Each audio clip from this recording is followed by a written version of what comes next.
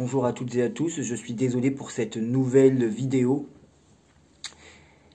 Je viens de supprimer l'ancienne, celle qui est juste avant, parce que je voulais répéter ce que j'ai dit dans l'ancienne, mais je voulais y ajouter un nouvel élément, donc pour éviter que ça fasse trop de vidéos, voilà.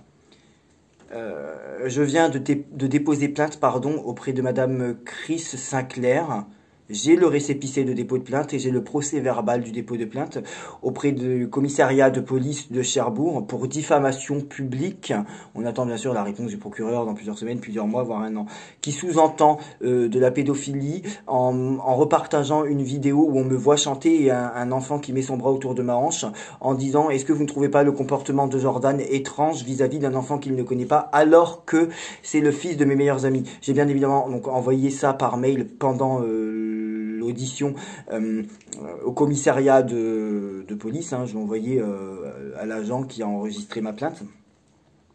J'ai aussi envoyé les messages où sur Twitter on m'insulte de grosses folles capricieuses, donc les propos homophobes, donc les personnes qui se sont associées à la plainte, au statut de Chris Sinclair, et bien vous êtes du coup aussi ajouté à la plainte et donc vous avez été transmis au service de police. Les commentaires qui disent oui Jordan aime les enfants, donc confirmant en fait que c'est une publication pour essayer de me faire passer pour un pédophile. Les commentaires où on dévoile mon nom et mon prénom, donc tout a été envoyé et j'ai la preuve du dépôt de plainte, c'est-à-dire le récépissé et le procès verbal, voilà. Donc j'ai déposé plainte contre Chris Sinclair.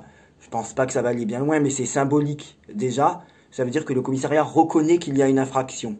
Ça veut pas dire que le procureur va la condamner. Mais on ne prend pas une plainte s'il n'y a pas d'infraction. Donc il y a bien là la preuve d'une diffamation publique, voilà.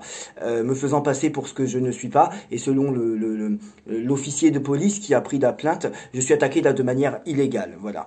Je voulais vous informer que le comptoir de Vigny Voyante sur YouTube a fait venir sur sa chaîne Denis Agré, un homme qui a été placé en garde à vue le 5 octobre 2021. Un homme qui a tenu des propos de menaces de mort envers l'agence régionale de santé. Vous avez tous les liens dans ma partie communauté. Et un homme qui a été interdit, lui, d'exercer la médecine pendant 3 ans. Tout comme Jean-Jacques Charbonnier, qui a été aussi interdit d'exercer la médecine pendant 3 ans, et elle l'avait reçu sur sa chaîne, voilà.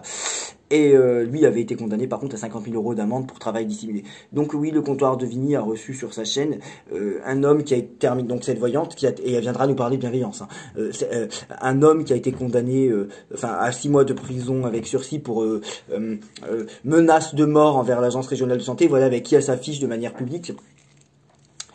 Et donc Denis Agré, et qui a été condamné à 3 ans d'interdiction d'exercer la médecine, pardon.